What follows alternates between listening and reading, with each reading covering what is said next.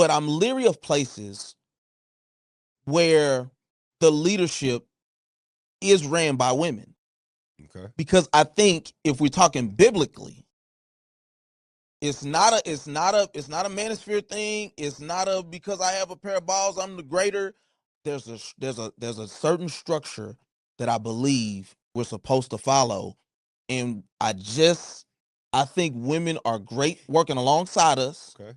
But I think when you look at certain dynamics and how things end up, what I would call the fallout of certain churches, it's great, right? And it can even be flourishing, but everything is meant for women.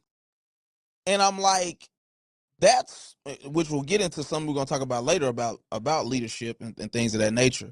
But it's like, bruh, men feel like they're going that we don't. There's not a place for us, and it seemed like certain things can get out of whack when you exclusively have women in charge of things in certain dynamics.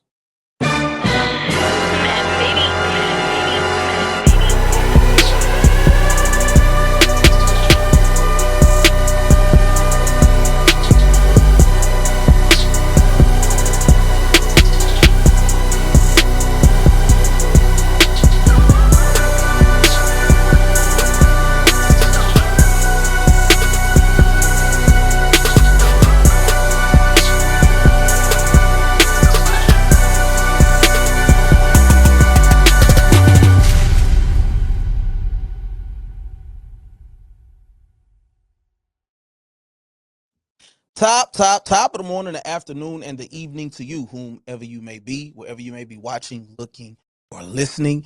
It's your boy Anthony Moore, Ant Mo, for those of you who may know for sure. And welcome to the Mind of Man podcast. You feel me? Now listen, you're mindful of it all when you're mindful of it all. Shout out to the boy. Some people may get that reference, some might not. You understand? But we are mindful. We are mindful men. The mission. This is a variety show full of current events, manosphere myths, and cap. Because honestly, in today's culture, that's what y'all want.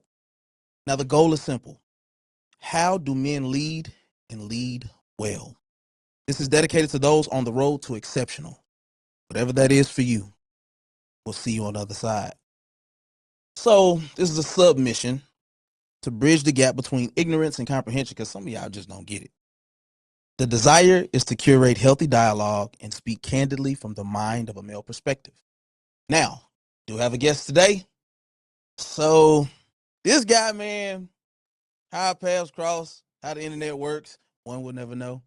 But I've checked him out, and I do see the dynamics of what we were just talking about off camera, and the type of speaker that he is, and how God is able to use him. It's so funny, right? Because this, I am a believer. I've been a believer for a large portion of my life since I was a wee tide. Uh, but I think about Lecrae. Before I introduce my guest, I think about Lecrae and how I feel like he kind of went down the wrong road when he basically was like, I just so happen to be a Christian who does music, and it was like that starts the downtrend to really kind of, in my mind, opening the doors for God to do something, because when we start trying to not make it exclusive to this is what I stand for, this is what I represent, no matter what platform you may go on, no matter where you may work at, I just so happen that a lot of my first guests, people who join the platform are believers. And so God is infusing everything that I do. So I don't need to preface anything on this platform. But we got my guy, Quentin T. Harris, and he is a transformational speaker. He is a mindset coach and young adult director at Concord, Dallas. I want to welcome you to the show, my brother. Appreciate you for having me, though. Yeah, man. Don't be out here talking all cool either, man. That's usually my job. You know what I'm saying? Yeah, I watched quite a few of your clips. You know what I'm saying? And the people, they get the I say, okay. I got some stiff comp over here. But nah, man. Welcome to the platform. This is, man. Really, I would love to what I would love to see this turn into, I definitely, leadership is so ingrained in who I am. Yeah. It's important to me. I'm not saying I'm the best leader there is. It's important to me. And I seek to be better. And so there's a lot of lessons. I forgot what it is that my pastor says all the time, where he says God speaks to him through everything. It's a certain term. And I'm like, I feel like that as well. I could be disciplining my kids. I could just be randomly walking down the street and I get some type of insight where I feel like God is telling me something. And so when we talk about regular life topics and stuff like that, Yeah. it doesn't always have to be like, oh, Jesus, Jesus, Jesus. But, I feel it's, what you're saying. you know what I'm saying? Confused in it all for sure. Yeah, man. And so, man, I want to start this thing off with your sports guy. Somewhat. Okay. Well, Yeah. I figure you probably know your way around this one even a little bit. Go Just James. no. Okay. I Goat James. We don't gotta get it. Hey, whatever. How old are you? Listen. Hey, I'm 39. I turned 39 July 13th. Let me say this. I know this ain't where we going. I don't think anybody under the age of 45 can call Michael Jordan their GOAT. Cap, because I'm 39 and I'm telling you, Michael Jordan is the GOAT. Let me tell you why. Can I tell you why I say that? You can. So, one, you ain't never see Mike play. That's cap. Hold on. Okay. All right. I'm not saying you ain't never seen him play. Mm-hmm. But when you was watching him play, you didn't fully understand the game the way you understand. That's not true. Hold on. That's not true. You 39. I'm 39. When Mike was Mike, that was 20 years ago. I for sure saw the last 3 championships. Okay. I saw the initial comeback. I was for sure remember that. 98. Okay. So we're talking. No. It was before that. Did they go 98, 99, 2000? Or was it before that? 98 was the last one. No. I'm saying, so I saw the last 3 for 90, sure. 96. I saw his 45 comeback. Okay. I remember that. 95. When they lost to Orlando. Okay. So 95, 96. So at this time, you what, 9 years old? Well, that's how the math worked out. So you telling me at 9 years old, you understood the game of basketball the way you do today? I wouldn't call myself a savant. But I grew up, I always had I'm being serious. I always had a way more adult understanding of life, even at a very young age. I was always around older people. I'm with you. My uncle was a sports guy. Yeah. The teams that I follow now, it was kind of Nebraska, but it was Notre Dame in football. It was Kentucky Wildcats in college basketball, and then Mavericks, Cowboys, of course. I just understood things. I was a little more advanced, so I did. Now, my uncle had to give me preface on, this is Michael Jordan, he's great, whatever. But grew up, I was always a Chicago fan even after the fact because of him. I saw his greatness. I saw him dominate. When I was in the 5th grade, I remember the last time the Cowboys won the championship. I remember watching the game with significance. My grandma taught me, like, it was different, bro. So I'm just saying, I ain't capping with you. I feel you, dog. Now, did I understand it to the degree that I understand it 39? No. But that's what I'm saying. I think Bron is under a microscope with social media, all of that. We look at Jordan from the totality standpoint and we pull out the good. Today's players, bro, it's not even every game. It's every quarter. It's every possession. Yeah. The game is dissected a lot more now than it was back then because of the Skip Baylesses and, you know what I mean? So like sports betting, all of that, all of it goes into it. It's different now. So I remember Mike shooting 3 for 23. Like, I remember them games. In the playoffs, I remember other people having to step up. I remember the Bulls going on runs deep in the playoffs when he's sitting on the bench. I remember this. But that's not how he's presented. He presented as a demigod now. Yeah. He never missed a shot. He never turned it over. That's not true. That's how he's presented. The real ones know that's not true. That's how the real ones know that's not true, though. What I'm saying is you're right. It's as if the 6 championships are the only thing that matter, right? As if he never got put out of the playoffs or he never had a bad game. Like, the reality is, if Jordan would have grew up in a social media culture, he would have probably been destroyed worse than what LeBron was. Because I'm gonna be honest, I don't think he was a great guy. He wasn't a good guy at all. His teammates in the face, man. He'd have been out the league. Hey, But I he digress. would have been out the league. Draymond went out the league, and he meant That's true. nowhere near as much to the game as Mike That's did. true. Draymond. All right, so that's all I'm saying. But That's true. to That's steer true. the No, ship, he no, true. brought Bron up. But okay, so what's your thoughts on that though? Him going to Philadelphia? Because I'm gonna be honest, I thought that Philly made the most sense outside of him going back to Cleveland. Yeah. Because my thought process was Golden State is just a bunch of old guys. Yeah, Like yo, they don't what win. y'all? Because and then all of them who have had relatively unscathed. I mean, of course, Steph early in his career had a bunch of ankle injuries, and even Yeah. throughout his career. But over the years, it's gotten worse. Yeah. The broken hand, the finger, or whatever. Draymond, whatever. I mean, I asked my buddy the other day, like, do you think he's a Hall of Famer? I'm like, I don't think so, but he gets in because he was there, and You got 4 yeah, but what are we doing here? Eli Manning, we talking like that. Eli Manning had led the league in interceptions multiple times. Yeah. Terrible touchdown to interception ratio for his whole career, But he but beat, went on 2 playoff runs. So beat that, Brady twice. yeah, but all right. Anything outside of that was bottom of the barrel. I'm But with you. I digress. I'm with you. I Now, digress. I think it made sense basketball wise, right? I don't think he liked Pat, so I never thought he was going back to Miami. I don't think he really get down with Pat Riley. So Yeah, no. Nah, oh, that's a fact. That's yeah, a fact. so I think Miami was a bust. I think he want to retire in Cleveland. You look at the Garnetts, and you know what I mean, like people Yep. like that go back and retire. AI went back to Philly, so I think he's going to retire in Cleveland. So I think going to Cleveland now would have been a little bit premature because I think he might have 2 or 3 years left, at I, least 2. I don't think that. I think that You don't think it's sounds 2? you're starting to see him break down just the same. Like LeBron, if you go look at his numbers, if we could pull that up, we need to get stats and facts. Oh, he's down for sure. That Them 28 numbers are game. going Yeah, down, yeah, bro. yeah, And my thing is this though.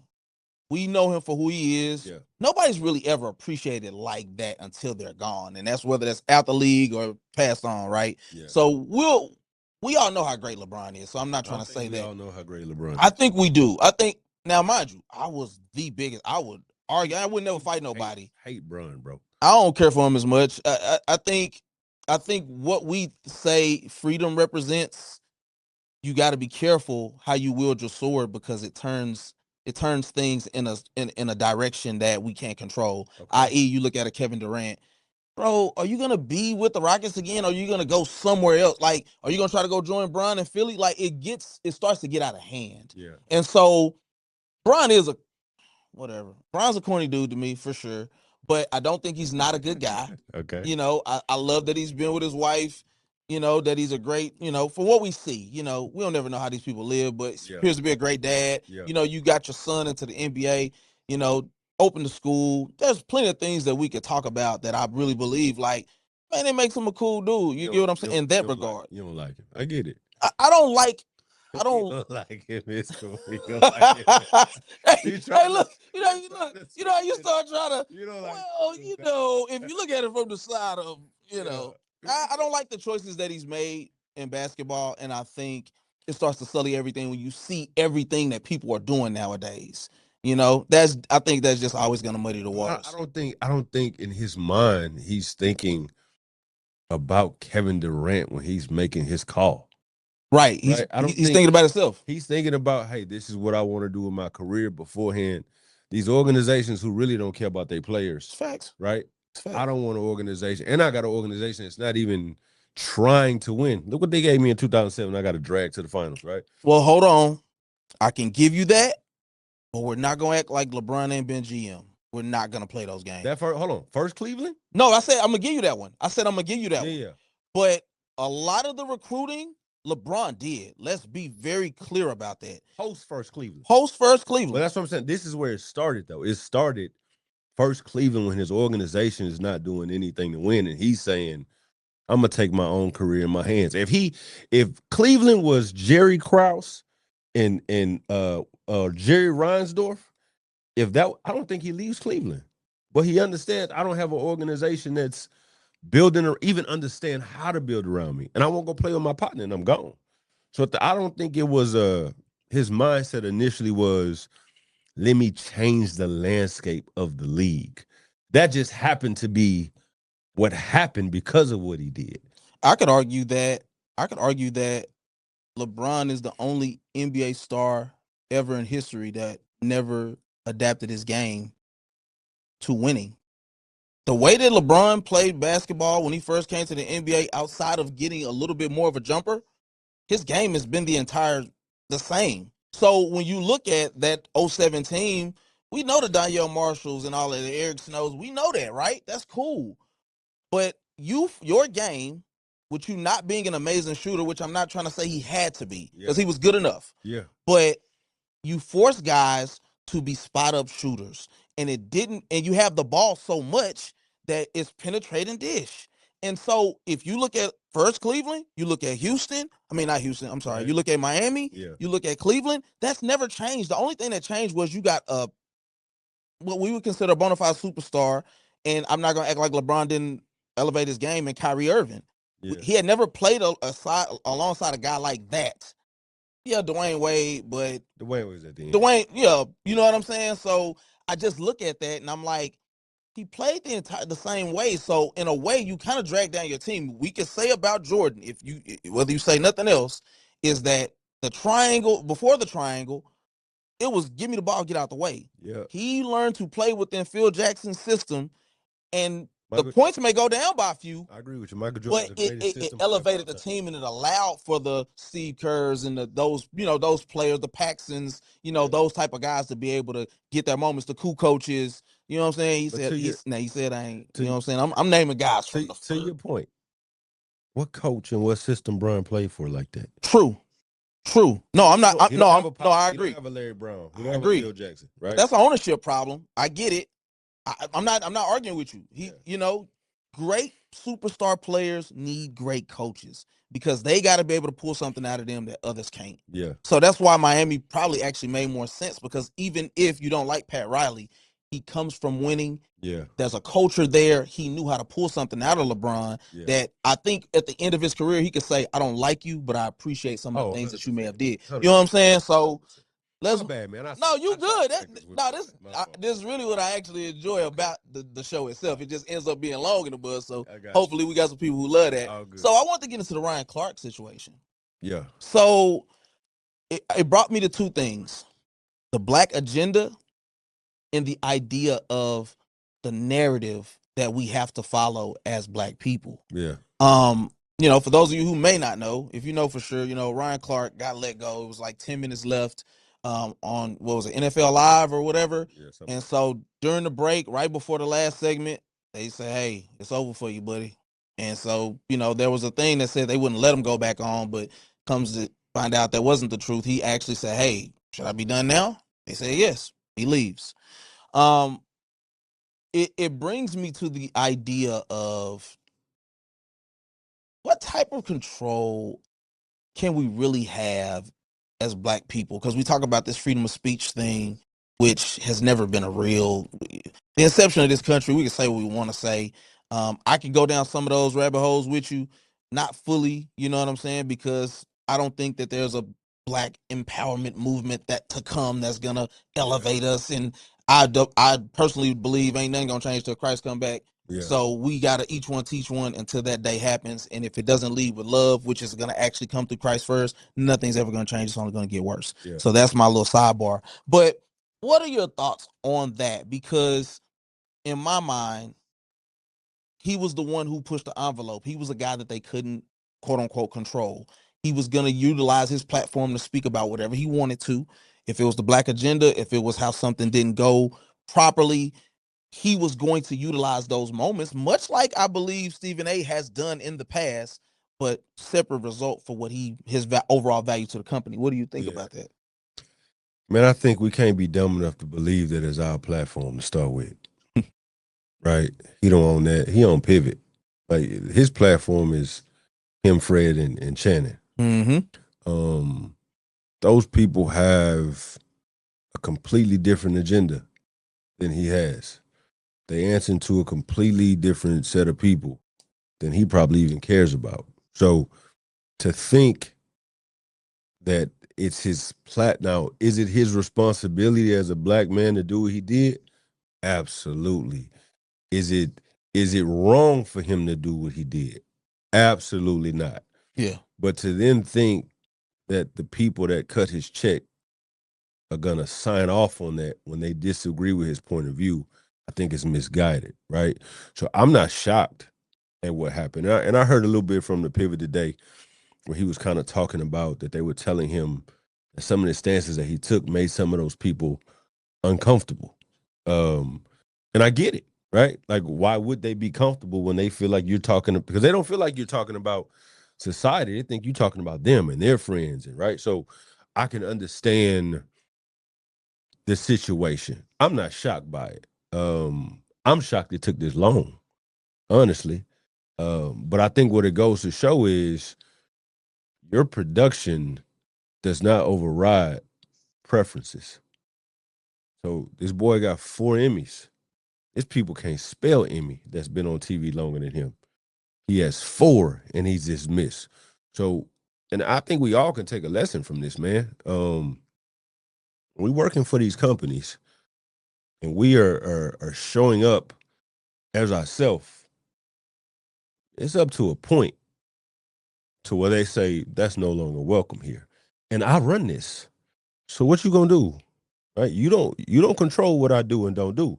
So I'm in control of this. Now you like you say freedom of speech. You got the freedom to say what you want to say. It ain't freedom of But consequence. it ain't freedom of consequences. So that's my take on it. So is the spook by the door even a thing? Because if it is, our approach has to be different. And to me, I think that when you look at like a Stephen A. Smith, I think he's a trope. It's like, yeah, you can say whatever, but the best thing that Stephen A. ever did was build his own platform. Yep. The best thing, like, and I listen to Cam talk about this stuff, and I agree tremendously with a lot of the things that he said.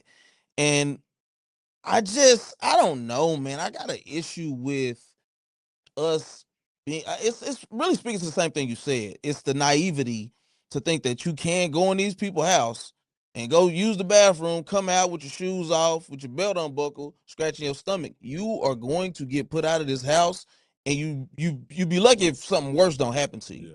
But it's also not. This is a deception. It's not disrespectful. Like you're almost They perceived it as disrespect. I think that's why it even happened. no. I mean, like the reason Ryan can get comfortable is because he's celebrated, because he's acknowledged. So there's a comfort level that builds when you're in a house that may be foreign to you, but the people show an appreciation for you. You start to think they understand you and your relationship with them is bigger than anything you could say or do that may disagree with them. So even if we have a disagreement, the thought process is you and I maybe could sit down and hash this out and move on, not realizing there's a limit. So you went in for Emmys like he's one of their guys. I don't think he thought it would even be possible for them to fire me. But one, because they know who I am, and two, look at what I've done for him. I think he got lost in the sauce. Here's my issue with that, right? So when I grew up, like my first experience with church, well, not my first, but my actual long-standing experience with church, I grew up in it wasn't a predominantly white church, but it was predominantly ran by white people, Okay. right? Which What do you wait? Wait, hold on. so it was in the hood, so it was a mix of people that sat in the pews, but it was predominantly white people that the pastor, the people who anybody who got paid probably was white people. Okay, I got you. You get what I'm The saying? congregation was mixed. Yes, But the people in charge, so to speak, was white people. Yeah. And man, my shout out to if my brother Ben ever watches this, my youth pastor growing up, whitest man I've ever known, but he still texts me to this day every couple weeks or months, checking on me. How can I pray for you? Just the most amazing man of God I've ever known. So it's not even about that. But my thing is this: my pastor at the time, this was the first man I actually ever probably looked up to for real. Like, cause I didn't have my dad around and stuff like that. This dude used to give me clothes, all that stuff. He was like a father to me. Yeah. But it became apparent as I got older that our relationship wasn't really what I thought that it was. Okay. I was a disciple of his. I don't really recall being to his home except maybe one time, and that was when I was telling him, "Hey, I got a baby coming." This was like, and that was orchestrated by me because I was trying to figure out how to tell everybody, "Hey, first year of college, here comes a baby." Yeah. So it just makes me think that it's like we can't really cultivate certain relationships like that because our way of life, our culture, so to speak, always is going to clash. Because in reality, what you said should be true at some point. What we've built and how we interact and engage with each other should give us a familiarity with each other that doesn't build some type of content. It should actually allow for us to have room to speak into each other's lives, to have certain conversations, to build certain relationships that supersede a paycheck or this perceived idea of what safety even is, especially if we're talking about, in the instance of my old pastor, like his home. That's what made me feel like I'm a son of yours, is I can come to your house. We can have a conversation. I ain't never took nothing from you. So for Ryan to be this celebrated guy, if you were celebrated for what you could do always, never for who you were. Yeah. That's my issue. Yeah. And I don't know when he could be, because I'll be honest. You don't think that's? I don't think that's race though, bro. What is it? I think that's life. I think when I say that's life, I'm saying I'm not. Let me be mindful how I say this. I'm not dumb enough to believe that my value where I currently am is based on what I produce. Do I think I'm loved and appreciated? Yeah. Do I think they even care about me? Absolutely. But I provide something for that ministry. I got the ears of the people, and God has given me influence there. If there's a time where something that I feel or say completely disaligns with what they think should be done, even with all of that, with me growing that ministry to what it is now, I'm gone. And them people look like me. So I don't think I'm not saying race doesn't play a factor, because it absolutely does. But I think that bleeds over into more than just a white and black. I think like you're talking of what should be based on people that are not on the same playing field. I think what you are saying makes more of I guess it's more valid if we're equal. You work for me, Ryan. That pastor, you served him or served him through God, however you want to set that up, right? It wasn't like both of y'all are pastors and then now you guys are interacting with one another. In a way, I don't know if he saw you as his equal just because of the footing. I don't mean, let me be clear. Okay. I never said equal. Okay. I said son. Okay. You did say son. He identified me as that. Okay. So this is the great equalizer of the body. It is not like any other structure in the world. Just speaking specifically to that dynamic that we just talked about, Yeah. with him, it's not like anything else that the greatest among you shall be a servant, right? Yeah. That's nowhere in the world is that going to be true unless it's some type of nonprofit, and it ain't going to be nothing attached to that, right? There's so much more in the kingdom that is attached to being a servant than anywhere else on the planet. But you're talking church though. No, because Church and kingdom ain't the same. No, I get you. That would speak to my recollection of that experience wasn't kingdom then. And you may be right about that. I think that's probably what was the disconnect for me. To the point of when I end up leaving there, right? Been there since I was 8. I can't remember. I was in my early 20s, and I was just like, I just needed to. I needed to be around some people who looked like me. There was no other way to put it. The structural dynamics was off. I'm leery of places, and this is no disrespect to my females, my ladies. Women are amazing. The woman behind that camera is amazing. Boy, giving a lot of caveats. No, I have to. No, because when I say it, you're gonna think I'm saying something crazy, but I'm not. I promise I ain't gonna say nothing crazy. The woman behind this camera is everything to me. Okay. And she is, man, I can't speak enough about it. But I'm leery of places where the leadership is ran by women. Okay. Because I think if we're talking biblically, it's not a manosphere thing. It's not a because I have a pair of balls, I'm the greater. There's a certain structure that I believe we're supposed to follow.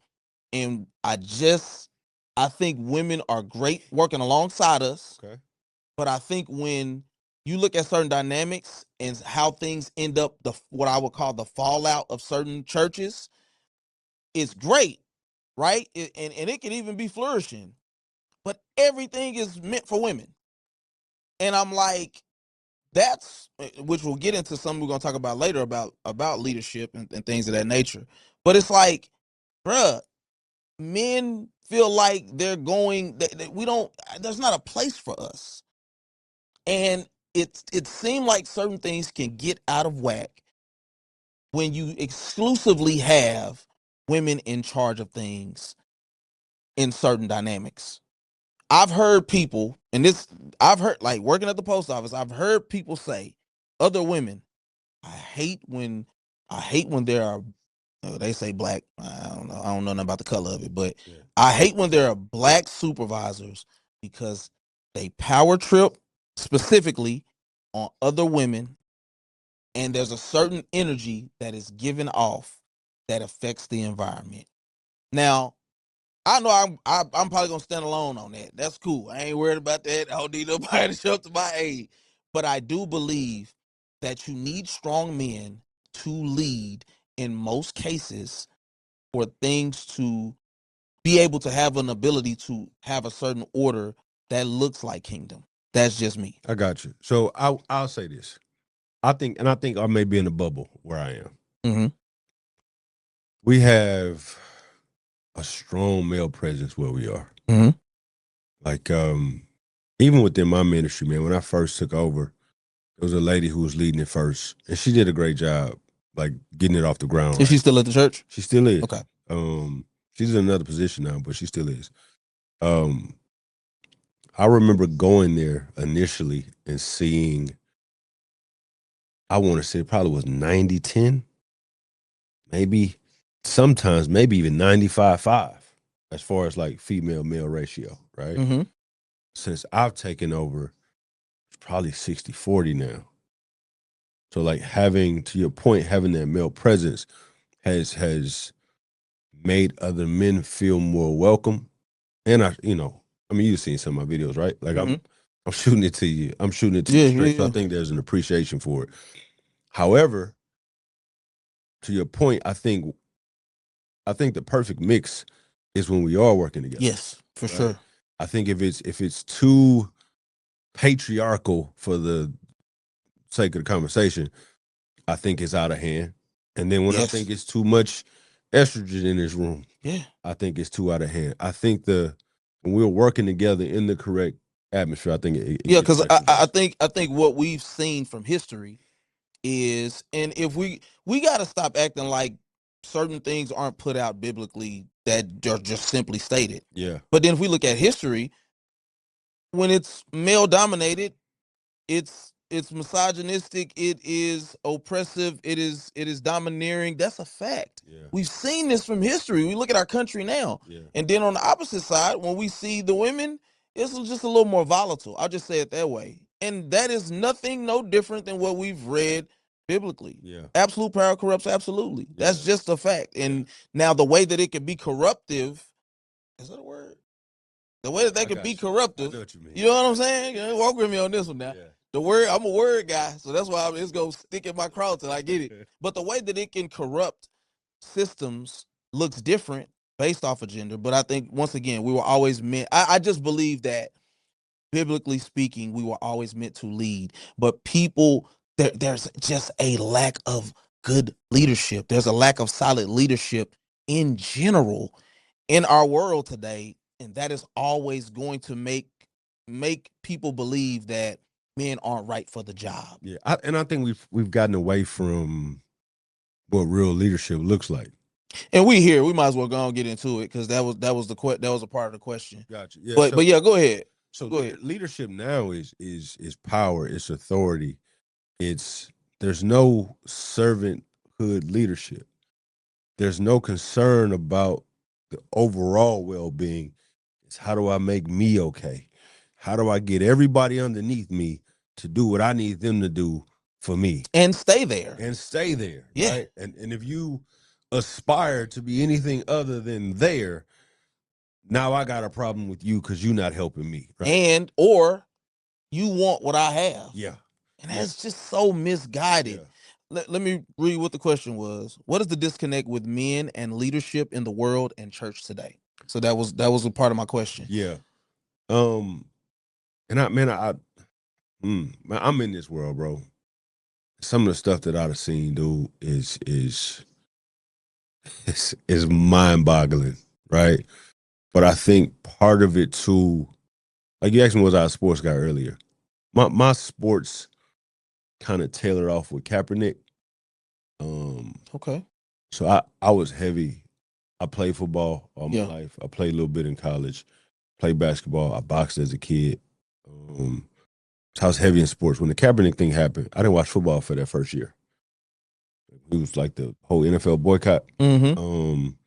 So I kind of pulled back, I guess, away from sports at the time. But Team? Baltimore, Oh, you from there? from Baton Rouge. Okay. Ray Lewis, Miami guy.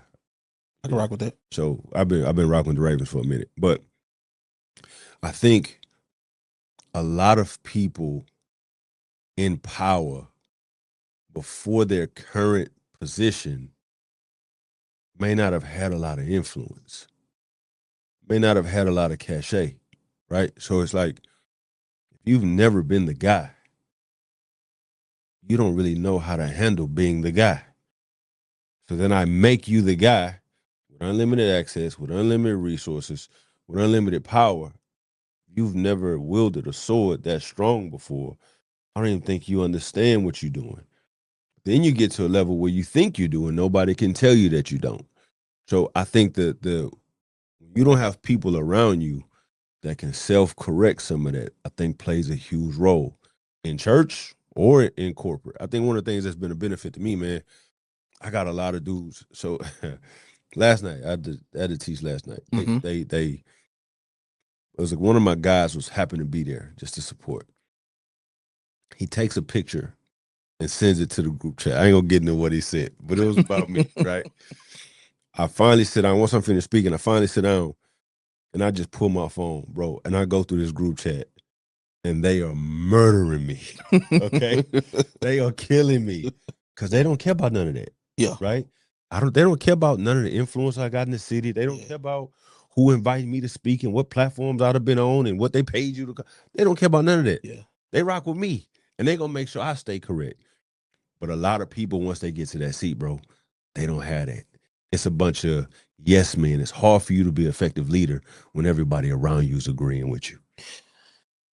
Absolutely. I couldn't agree with that more. I also think that, man, our problem is always gonna be magnified when we, as believers, specifically as men, husbands, fathers, teachers, leaders in the workplace, in the marketplace, things of that nature, we're disconnected from the source. Oh, 100%. And I could always track a lack of execution on my behalf or my end, a lack of fruitfulness to not being connected and being connected properly. Yeah. Let me ask you this. This is something me and my buddy were just talking about, and I made the statement. I don't think 90% of the church knows how to rest. I agree with that. I'm like, we think that rest is taking a nap. Yeah. It's just laying in the bed all day. No, there's an aspect of reflection. How do you know that the week was good or not if you never reflect? Yeah.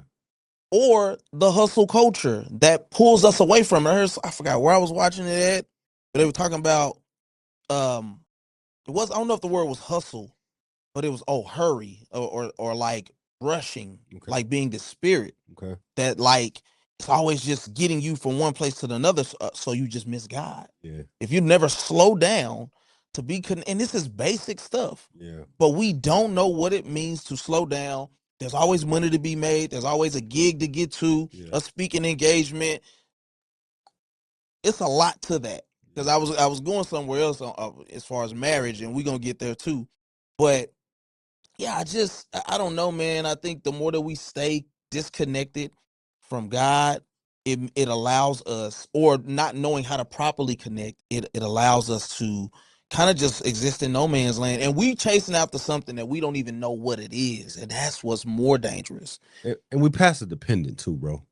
Right. So when you become passive dependent, you're in trouble. Like, to your point about the whole, we was talking about Brun before we start recording. A lot of them teams depended on that dude. You take him out, you take Brun out of Cleveland, they collapse. You took Brun out of Miami, even with Wade and Bosh, they collapse. You take him out of Cleveland again, they collapse. Right? They're so dependent on that ecosystem. I think churches, a lot of them are set up the same way, where we all dependent on him. And there's very little self-education inside of the body. Pull up and just hear what he has to say on Sunday, and we completely neglect the part where we're supposed to be studying the word for ourselves. I remember doing a Bible study one day, and I got to be cautious of that too, because I kind of felt some of that too with my group. Like, they start looking at me the same way, you know. I remember saying something about the Sanhedrin. I was talking about Paul, and I said something about the Sanhedrin. And then God kind of quickened my spirit. They don't know what you're talking about. I said, hey, it's maybe 300 people in the room. Mm-hmm.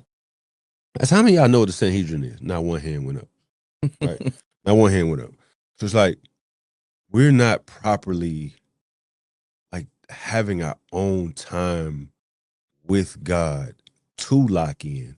And we're I told this to a guy last night after I finished. We allow God to pour in our cup, and then we pour our cup out. You need, let me give you a little bit. She need, let me give her a little bit, right? Yeah.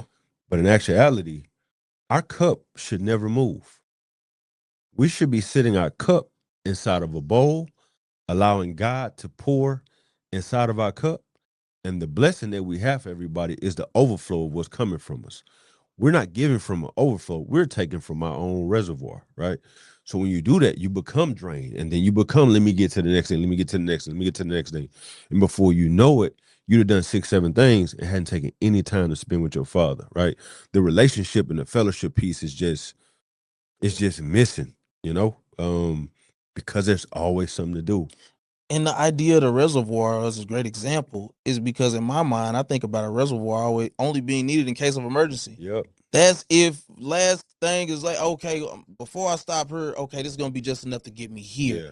We learn to live off reservoirs. Yeah, for sure. That's crazy to me. Yeah. That is good, man. Yeah. We run around with a 10% battery, and then we use it, and then we trying to hurry up and get to a charger. We never even make it to 70, 80, 90% because we're unplugging it to go do something else. And I was guilty, and she'll tell you I was guilty. With anybody, my boy Red, they'll tell you I was nah. I got a little more on that my tank, and I know my tank.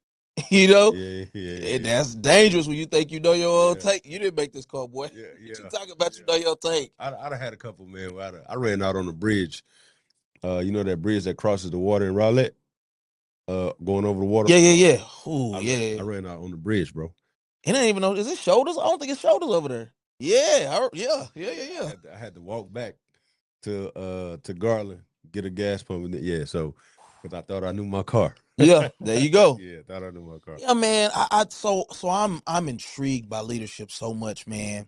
Man, one of the dudes I hold in so much high regard is Darius Daniels, man.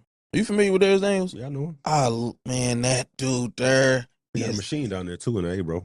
Yeah, he do. Down there. Yeah. And so, man, he has a program that I've, my question is, even as I'm saying what I'm saying, is why though, man? Like, what is it about us? And maybe it's a many are called, few are chosen type of thing, or the idea of God is coming back for a remnant type of thing. It's like, why do we miss the mark so much as men, as leaders? That I'm big on accountability. Like, if me and you stay connected from this day, we built some level of relationship. I may never come to Concord, I may come, but we link up, whatever that may be. I'm always gonna be a man that can take it as well as I can give it.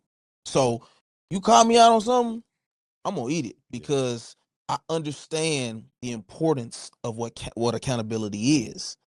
But my problem, just like anybody else, is I miss the mark in life, and I try to figure out Like, what the heck is it? Like, even with this platform, man, I ain't seen millions. Shout out to the boys over there, dog. But I done seen some success, but I haven't seen more because it was always gonna be something that was gonna get in the way. That I was gonna allow to get in the way. That's just me being honest. That could be divorce, that could be money, that could be time, a job. And the people who get to the other side never let any of that stuff stop them from enduring. And I've had people, multiple people, bruh, prophesy, literally, like just multiple people, like, bruh, you gonna hit some stages you ain't don't even think it's strange. You just need exposure. You're like, and I'm like, my problem is I'll put the cart before the horse. So now I'm like, okay, well, where's that God? Yeah. You know what I'm saying? Yeah. But it's like to be able to take it back to leadership. It's like, man, I don't have a reference point for what that actually looks like. I don't know what a reference. I don't have a reference point for good for fatherhood for like, and I have a lot of kids. I'll just say it that way. Yeah. But I don't understand what does it mean to like now. I mean, and I'm trying to not jump on my words, but it's like I got a lot of thoughts in my head right now. But like fatherhood, being a husband, um, being a leader in the workplace, being responsible over people, it's always been a some type of gap or wedge there because there's I don't know the disconnect. You don't know what you don't know. And so I ask you why, because it's like, is it just you need to lean more into the father? What is the thing that that could presumably be the issue for anybody that can't get to the other side of whatever that exceptionality is for them? I think it's focus, and I think it's intentionality. I say that, I mean, I think we've confused productivity and busy. You can stay busy and not be doing anything that's productive, right? So I think that's one thing. I think we also can confuse church going with transformation. You say that you care about accountability, but a lot of people don't care nothing about that, Right.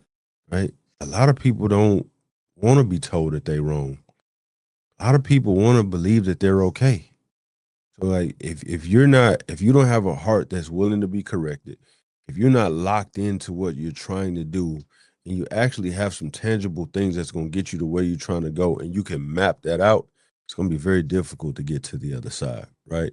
Um, And let me add this in real go quick. ahead. Don't forget your thought. And it makes it compounds the issue.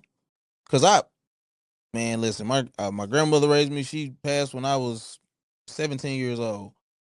And then I was right into marriage and she, you know, and a kid and school and How old you got married, bro? 19. Yeah, it was it Yeah, was it was alrighty. it was hell on wheels for sure. Hey, But but I'll say why this: you did that, dog? That's my pastor told me to. okay. Good. Yeah, I was, you know, I've been saying my whole life, but it was like kind of like a rededication point where it was my own thing that I wanted to rededicate for sure. Like getting just meaning get more serious about my relationship with God. But he hit me with some, you know what you got to do, and I was like, yeah, because in my mind, check this out. Because she was pregnant. Yes, and the reason to make it work was check this out. Check this out. What I said. I You said this out of my disrespectful, mouth. dog. Good. But check what I said though. God could do anything. We talking about marriage. Yeah. And being responsible over a family, you want to go in with the thought process of, nah, God can do anything. So Willie though. yeah, yeah, yeah, yeah, yeah. Can. He Yeah, he raised can. Lazarus from the dead, But but he ain't roll that stone. He told him to do that. yeah, and man, and that and so that goes into this idea of us understanding who we are. Yeah. I forgot who it was that said it, but it's like you do realize that you're supposed to be a walking empowerment of what Jesus was on earth. So the disconnect between how you see yourself, how God sees you, and then that invisible force that's working against you, Yeah. because there's Daniel said, you catch so much hell because the demons see you for who you're supposed to be, not who you are. Yeah. So if you never realize that, or you can never get yourself out of the way to get to that person, you're gonna have a fight on your hands. And so my point, what I was gonna say is, I've always had a problem with trusting the source, because since I didn't have certain parameters in place, didn't have a father around or any really reliable source of men around, or men that I could trust, that they kept their word, that they actually showed up, did with, all of those things, I was just a lone wolf for a very long time. And so it was me and God's voice, whatever I perceived that to be or what it actually was, and I was going to go with that. So authority, respecting other men in that way, you have to earn that. I don't care who you are. I gave it to my first pastor because I've known you since I was a kid. Like, I have learned things from you. But as I progressed, in my early 20s, I was hell. It wasn't listen. It wasn't a supervisor I wasn't gonna argue with on the workroom floor with people around, and you ain't gonna do nothing because I don't respect you, boy. Who are you? Yeah. And so it was a long road to being who I am now. And I still got a lot of that rah-rah in me. I think that's really how God made me, to be honest. It's a part of my story, but it's learning how to wield your sword the right way, learning how to be submitted. That's just a journey. And that's another thing when you talk about, some you made reference to earlier. Like, bro, you got power. It's like, just because you're the lead pastor don't mean you shouldn't be submitted to somebody. And that somebody should be somebody that you respect and that can speak into your life. And if they tell you stop something today, you'll stop it. I don't care about your 90-year-old pastor that you grew up with and he ain't. Well, because that's kind of how it goes. It's some guy who, he was your pastor, he was your mama's pastor, and now he's about to kick the bucket, and that's your guy. Oh, I love him, Bishop, whatever, and he ain't finna tell you nothing because he just trying to stay alive. And so for me, I still struggle with that, to be honest. I don't see a lot of solid men around me, and not to say that I am just the solidest of men. Like, I think for whatever I stand on and who I am, I believe I am a solid man. But it's like, I don't see a lot of people who love their wives, man, and who really want to represent in public what they are in private. It's a lot of us out there, dog. I just ain't seen them. I'm being real. It's a lot of us out there. So, like, just in my circle alone, it's all of what you're talking about, right? I think when we don't, anybody who hates all white people only been around bad white people. Right. Anybody who hates all black people only been around black people, bad black Or people. taught it. Right? Or was taught Or it. Yeah, right? for sure. It's like, our environment definitely shapes us, bro. And I'll tell you, and this is me talking to you. Yeah. You got to be careful what you're looking for, because you'll find it. Right? Nah, I dig it. The bad day, if you caught me on my worst day, you might not think I'm solid, bro. But it ain't a person around me that'll tell you that I ain't. But if I happen to interact with you on a day when I'd have gotten to it with my mom or my daughter, or my job ain't going right and I just wasn't in the right mind space and something that fell through, and you, what's up, man? How you doing? What? And I snap on you. Yeah. Not that I would, because I don't really get angry like that, but now you feel like, man, what's wrong with this dude? I just said, what's up? Well, he think he too much because he doing this, he doing that. Yeah. And it ain't that. Yeah. If that's what you're looking for, that's what you attribute that to, right? So my prayer for you, dude, is you remind me of Elijah when he was Oh, no. oh no. When he was going and getting into it with Jezebel and them fake prophets and all of that. They had him running for his life.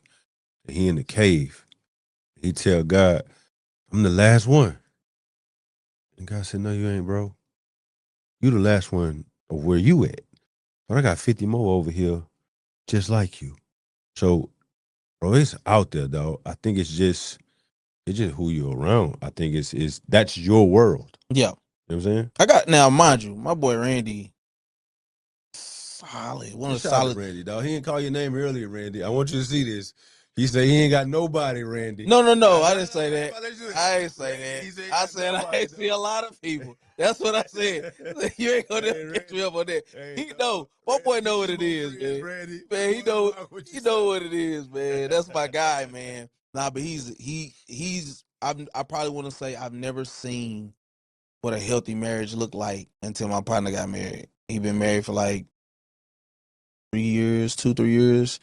But just the intentionality that he's shown, just he just one of them guys, man. Like he just one of them guys. Ain't no other way to put that. And so I learned from that. Like, you know what I'm saying? I'm just saying I don't see a bunch of guys that's just like, cause man, I could be a hard case, bro. I ain't gonna lie to you. I have to, I think God has to humble me so much sometimes because I'm not because I think I'm anything special. It's just I have certain expectations.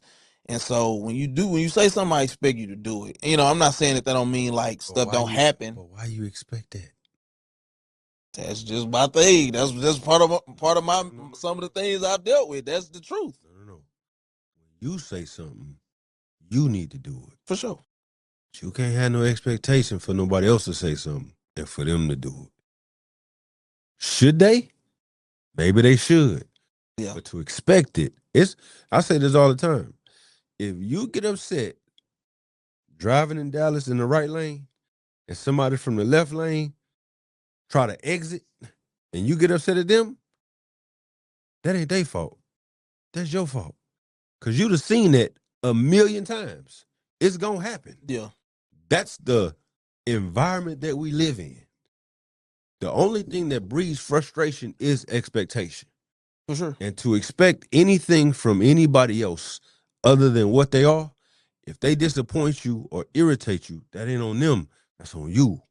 For me, most people, and I just said this too, bro, most people put everybody at 100. We're gonna put everybody at 100 and let's hold them to the standard of 100. And when they fall down to a 54, we disappointed about the 46 that we missing. I put everybody on 0. And you show me where you at.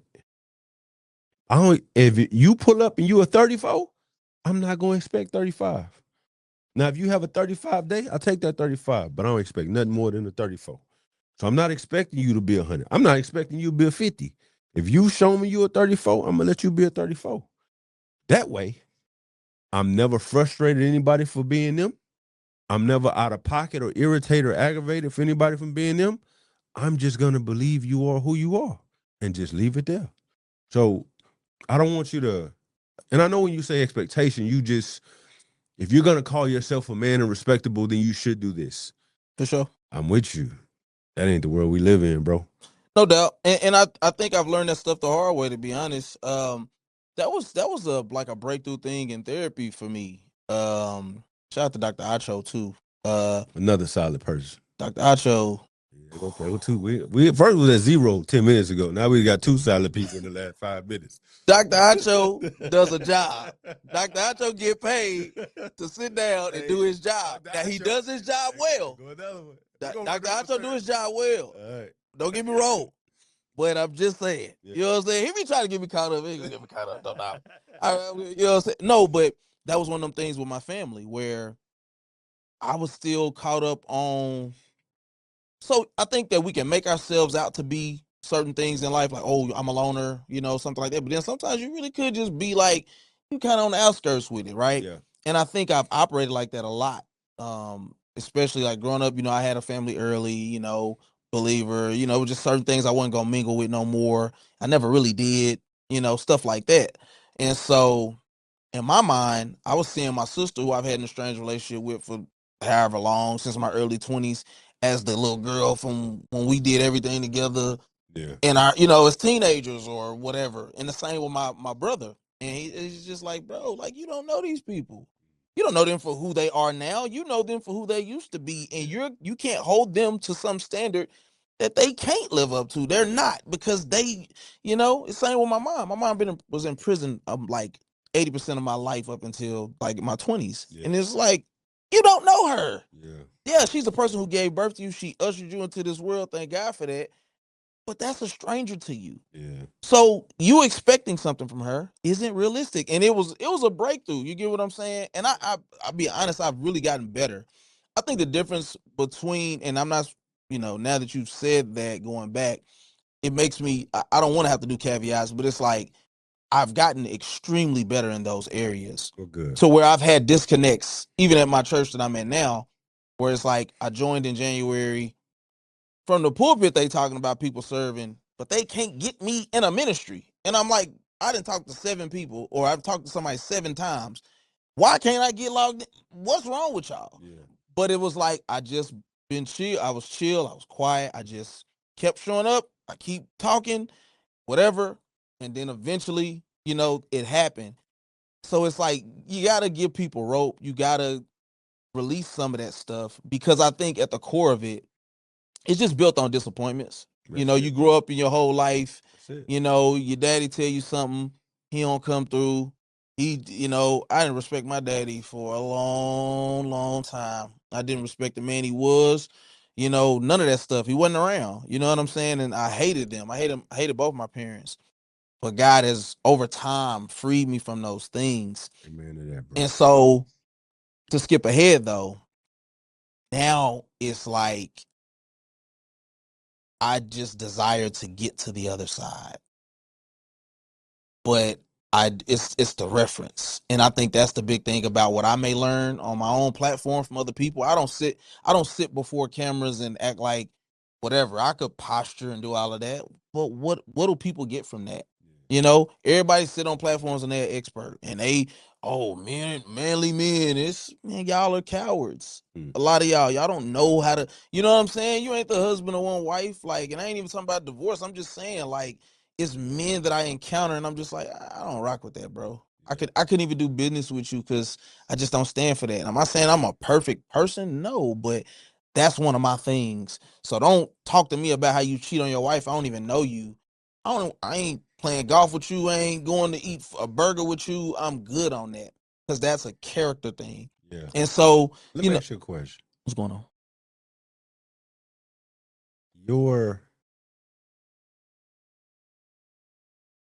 How do I want to say this? So I've heard you say this multiple times about husbands. Mm-hmm. So you got to thank for cheating. Clearly, it's okay to say yeah. No, it's not. I really want to think, because I'm not. I think I have grace. I have grace for anybody going through anything, because I don't think the expectations for people to be perfect, right? But I think it's your presentation. Okay. It's like a braggadocious thing, and I'm like, I can't respect someone. It's one thing to struggle with a thing, okay, but there's another thing to be open in you flaunting this thing. That's my problem. Okay, so make sure I'm understanding you. Mm-hmm. So it's less bad if you cheating on her. No, you don't want to. No. Okay. No, I'm not saying that. Yo, she's sitting right here, bro. I should not be asking you. No, Okay. Nah. You good? Okay. You good? Okay. All right. Nah, it's not that. It's still bad. Okay. But it's like, it's one of those things where it's like, I'm trying to remember, because it's 2 different references, right? One of them is about the you go into a town, shake the dust off, right? It's not that one. Okay. It's the thing about, it's Galatians 6:1, right? That kind of text where it's like, be there for your brother, bear his burdens. You know what I'm saying? But it's like, but be careful, because you're gonna have your turn. You get what I'm saying? Yeah. And so it's just the aspect of, I just see an integral issue. It's a character flaw for you to flaunt the lack of respect for your covenant. That's just what that is for me. I'm glad you worded it that way. Okay. I got you. So let me ask you what I was going to ask you. Do you hold the same, I'm going to use this word for lack of a better one, do you hold the same vitriol, like that word, for the things that you don't do well? Yeah, I do. Okay, that's fair. And the problem with that That's fair is then. Okay, the problem with that a lot of is people don't. yeah, no, that's Yeah, see that's that fair. and that's the man. So there's things talk about shadows, right? And so it's like anything that you do great, there's another side of it that could be an issue because it's like almost like the extreme version or the shadowy, that dark part of it, right? Yeah. So it's like in holding people accountable, it's like cool, there's nothing wrong with that, right? But then if it produces you to hold certain grudges or to look at somebody in a certain way less than your brother or sister, then that's a shadow for you. And so for me, I hold myself in the same regard to where it could probably come off as more condemnation of myself for my lack of execution in certain areas Okay. or the mistakes or flaws that I made, Okay. being divorced, any of that stuff. I I have internalized it. I ain't gonna say I'm at that same place, but in my life, it's been that on top of maybe depression. So now all of that stuff, when that was my life and I was just engulfed in it, oh, I was a no, you couldn't recognize me. Yeah.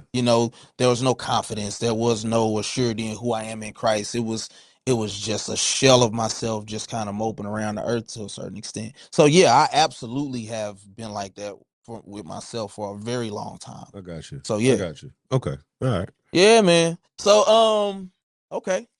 So you're married, Mm-hmm. right? How long you been married? 16 years this year. 16 of them things. Yeah. We Yeah. in the paint, my brother. Okay. So I was watching. I'm a Joe Budden podcast guy. Okay. I'm a student, but it's entertaining too. Okay. But so I was watching the episode, and they were talking about this woman. She's a lady in the podcasting space named Mandy B. Right, Okay. and basically she had this take of she doesn't want to be married, she doesn't want kids. Okay. But which is fine in itself. Not everybody's called to marriage or to have kids. But the idea that it was based off of, that's a broke girl sport. So Okay. women want to get married so they Oh, can so be for taken security. care of. Okay.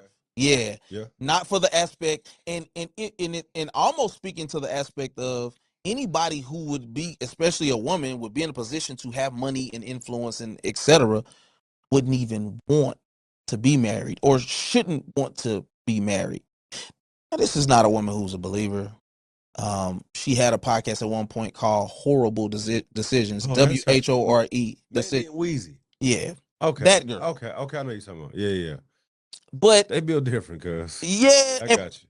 but had to change the name of the podcast essentially because you ain't finna get no sponsors for that nonsense. Right. But what is the believer's response to I would even go.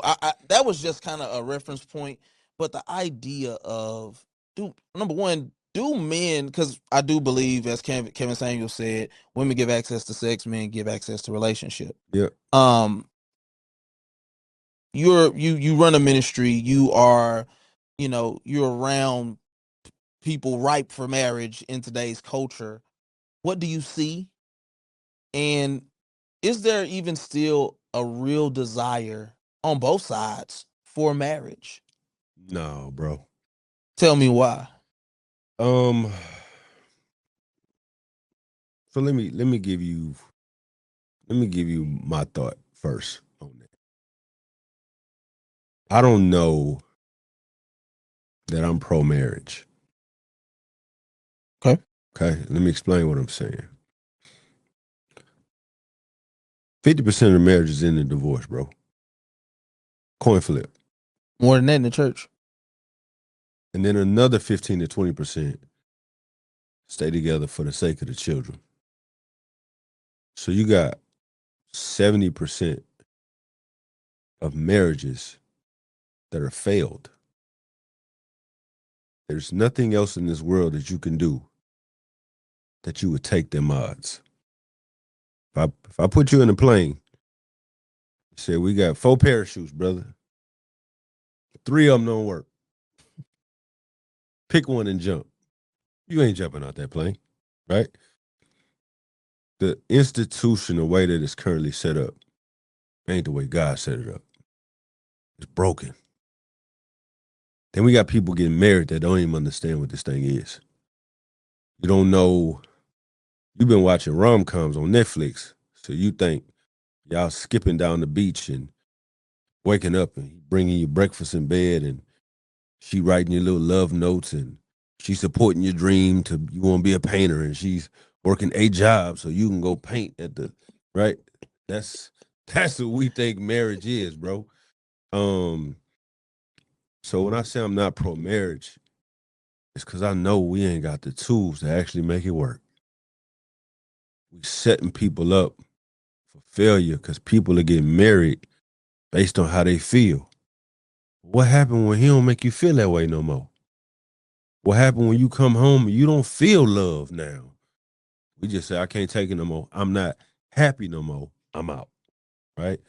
So I cringe, bro, when I hear people say they getting married and it's quick.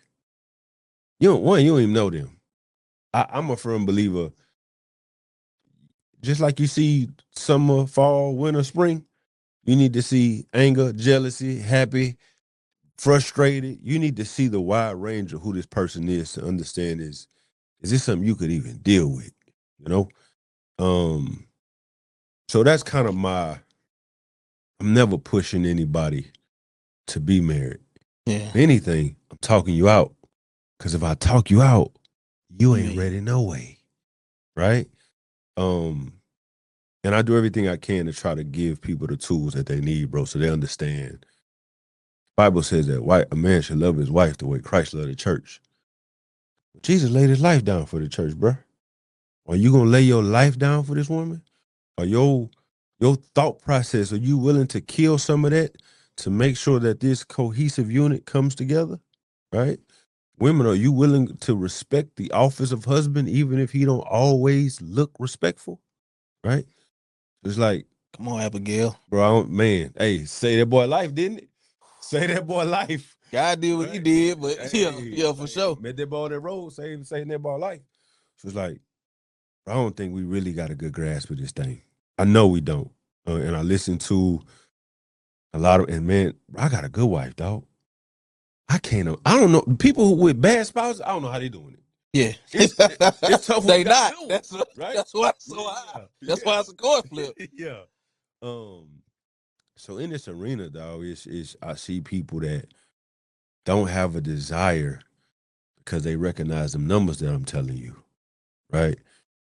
And they making money, to your point. So early on, I think some of it probably was let's come together and kind of build something together. They want finished products now. Yeah. It's not that building culture is dead, bro. Like to grab somebody that got a vision, that got a dream, that got a plan, that's locked in with God, and that's headed there. Man, I don't want no part of that.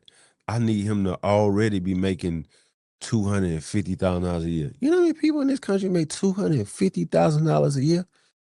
But that's some of the expectation. And the scary part is that the finished product always is that. It's always a dollar amount. Yep. It You has know? nothing to do with the character. Nothing to do with the appreciation he showed me. Nothing to do with the love that he gives me. Nothing to do with just nothing to do with none of that. It's if he could provide the life for me where we can go we want to go and I could buy we want to buy, man, I could see myself making this Yeah. work. Not realizing some of the people who making that is some of them unrespectable men you was talking about. I know you ain't got but two solid like, right? But This guy. and some of them get beat upside the head, right? Yeah. It got to a point, bro. I'll tell my wife, I would do something, bro. Like her biggest complaint with me is my shoes. So like this stupid, but this is something I do. Mm-hmm. I got a decent amount of J's. Okay. That's funny because LeBron is favorite player, but he got J's on right now. Hold on. I didn't say Brown my favorite player. I didn't say that. Oh, you said go James. Okay. Yeah. So who your favorite player? I don't think I have a favorite player. All right, that's how you weasel out of that. You see, you weasel out of I don't there. think I have a favorite player. I like a lot of people. I like a lot of people. That's boy, that boy Look, slick. look, That boy slick and slime, man. I got a partner of mine. He a Jordan guy, right? Uh-huh. And I'm a Bron guy, right? Uh, one day he hit me, dog. He said something like, "Man, you saw them new Bruns?" And I said, "Nah." He said, "I didn't think you did." Exactly. How many pair of I bras you got in the closet didn't think compared you to did. Jay? But anyway, Where was I going? You threw me man, there, you bro. threw me out. Yeah. Dang, what was we talking about? Shoes. Oh yeah, Shoe shoes. thing. Yeah. See, Thank you, baby. that's why we need them. Thank That's you, why we baby. need them right there. Um, bro, I leave. I typically clean my shoes before I put them up, Okay. Old school. but I don't typically clean them immediately. Okay. I Okay, see the problem. so it's times, bro, where and I rarely wear it. I mean, I got a couple pair that I like, just dog essentially, but for the most part, I very seldom wear the same pair of J's 2 days in a row. Very seldom. I had these on last night, so I just like I was coming to see you. I've been relaxing all day. Yeah, They was push on the up. floor. Yeah. I just I grabbed ain't them cleaned them yet. and threw them on the way out. Right. Um. So sometimes I'll have maybe 3, 4, 5, 6 pair of shoes. Some of them might be by the front door. Some of them might be by the back door. Some of them might be inside the room. Right. I just hadn't cleaned them yet to put them up, and it started to be an inside joke. She hated. When I say hated, she hates it. But she would talk to me sometimes about just some of the stuff her friends would go through with their spouses.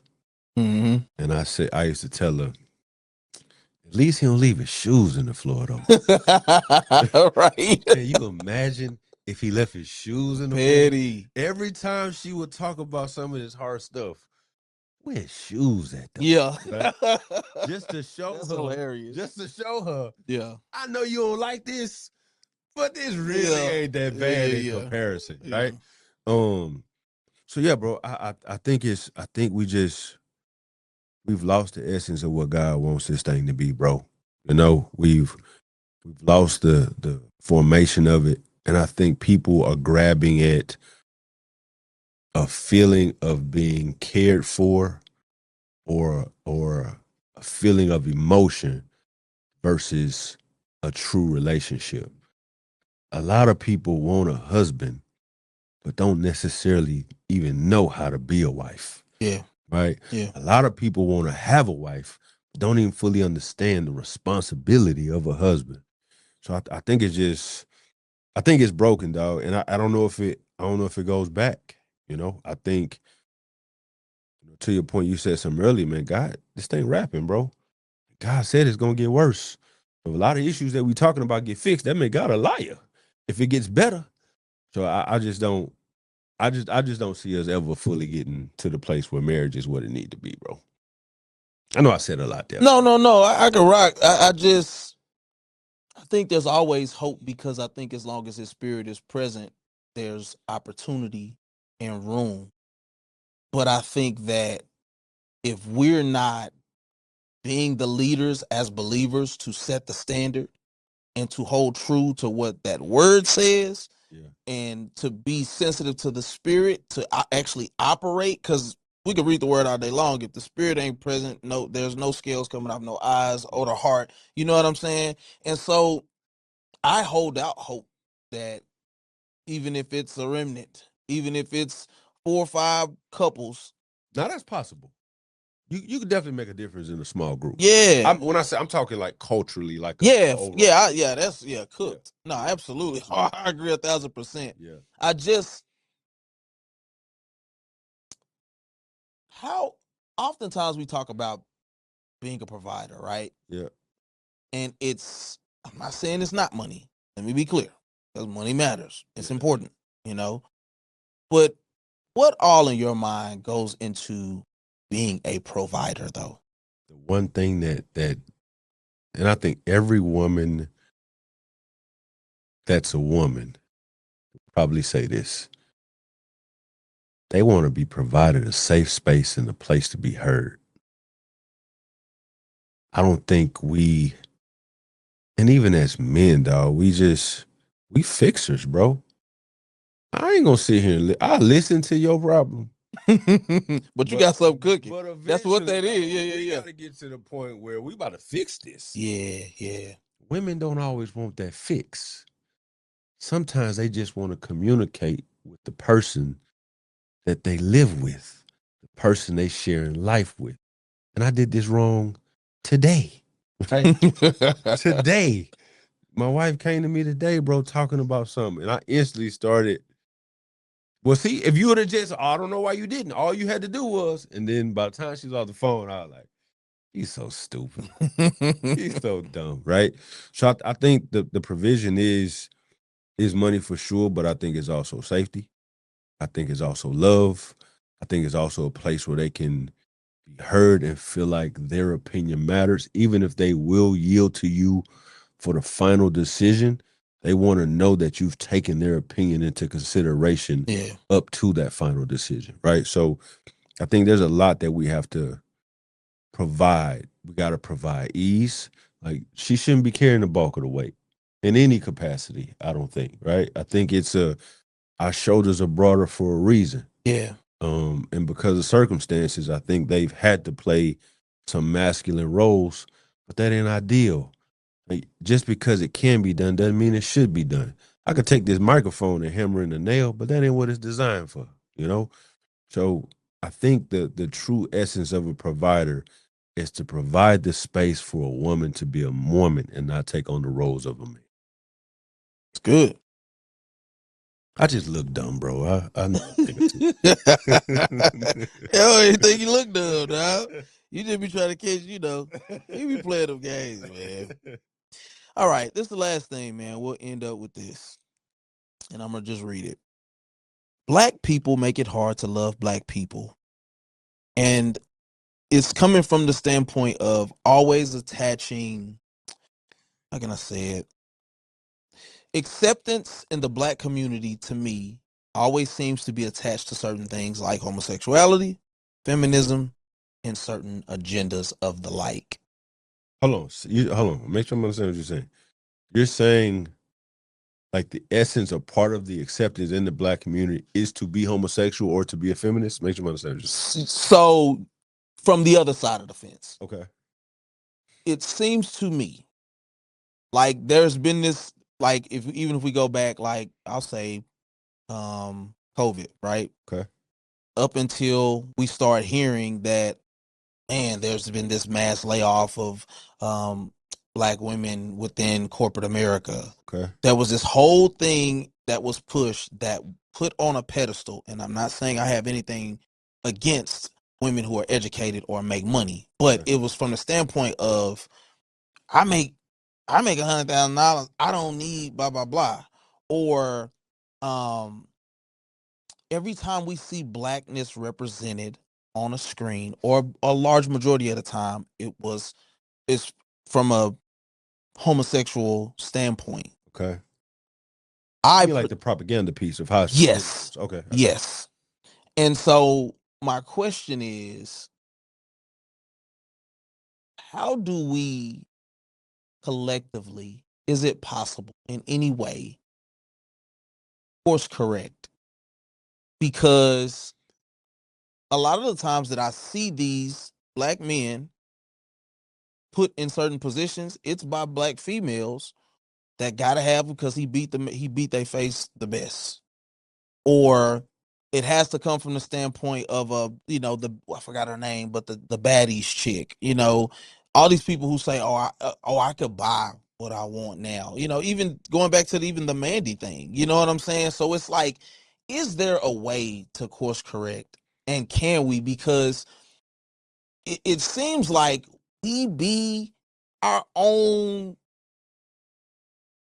I mean, it's too easy to say worst enemy, but it's like, it seems like a black person, and it could be like this in white culture and Hispanic culture and Asian culture, but it's like, are you gonna sell me out for a check before I get the opportunity, or is there some way that we can collectively be able to have a more, but have a more united front to be able to beat some of this stuff? Because it seems like a lot of times these stigmas don't be too far off. Nah, bro. It's to use your word, it's cooked, right? I think to your point with marriage, bro, I think it's the same thing. I think you make a difference in pockets. I think you make a difference in areas, but to like completely revamp it, I don't see it. It's too ingrained, you know. Once you once you put the sugar in the drink, bro, you can't take that sugar back out. Yeah. It's in there. Either you Yeah. gonna drink it, Yeah. you're right. So it's like, yeah, I don't know if it I don't know if it's possible. And some of it's strategic, right? We go back to, of course, slavery, right? But you can go to Jim Crow, you can go to civil rights, you can go to redlining. Even in Texas, like them rezoning all kind of voting stuff and re-pulling, like Yeah. a lot of things have been the crack epidemic in the 80s. Like a lot of stuff has been systematic and strategic. And we're seeing some of the ramifications now, and it's ingrained in the culture. You rewarding men not being in the house with Section 8 and all the stuff that the government did to incentivize a man not being around, right? So it's like that it's so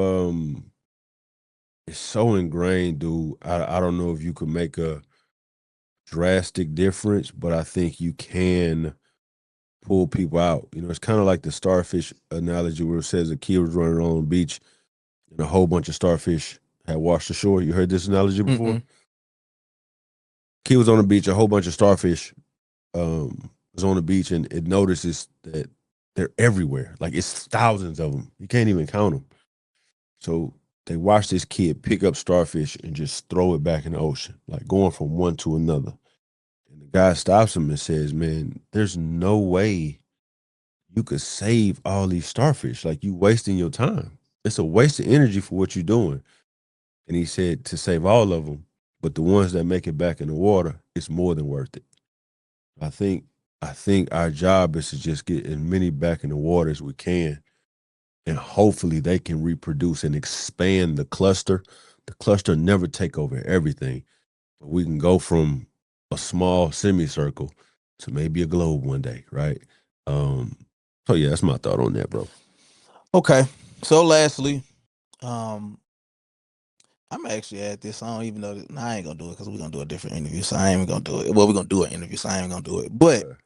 lastly, man, just from the standpoint of leadership, leading well, what give me one thing that you believe can help jumpstart if a man wanted to start today. He's trying to lead a family. He's trying to raise children. He's trying to be a better man of God. Give me one thing that you believe could help jumpstart a pattern of leadership to where this man could ultimately accomplish being his exceptional self. Discipline. If you could discipline yourself, you could discipline your emotions, you could change your life. So if I think a lot of, if not every, a lot of aspects inside of a man's life can be completely altered through discipline. If you're having a problem drinking and you discipline yourself to not drink, you just fix that problem. If you're having a problem with procrastination and you discipline your time management, you just fix that problem. If you're having a problem with a lot of women and you discipline yourself to control them sexual urges, you'll fix that problem. I think the undertone is doing that in partnership with God. Because if you do it on your own and fix it on your own, He gets no glory from that, and you can't help nobody else but with that, right? So I think partnering with God and allow God to discipline your life in whatever area it may be, and work with Him, and just don't rush that transformation. Like you say, sometimes you're hard on yourself, right? And I think we all are, dog. I think because Sure. we got high expectations of ourselves, we do something. You tell, what are you doing? You know better than that, right? Um, but I think giving yourself the space to grow. I got a saying I say all the time, bro. You ain't become trash in a day. You ain't gonna fix it in a day. So if it took you 2 years to become an idiot, it ain't gonna take you 2 hours to become a genius. So give yourself space to grow and just pray and ask God for His wisdom to help discipline your life in whatever area you need, man. Yes, sir. Well, folks, this is another episode of the Mind of a Man podcast. I want to thank my guy Quentin for pulling up. For sure. You will see him again. I can promise you that. The Lord say the same. Yeah. Man, I hope that something along the way that you heard, that you saw today, took you from ignorance to comprehension. As I end every show, life is hard enough. So please don't just live elevated, and be exceptional. Until next time, I love you. May the Lord keep you. I see you on the other side. Selah. Mind of a man. Network.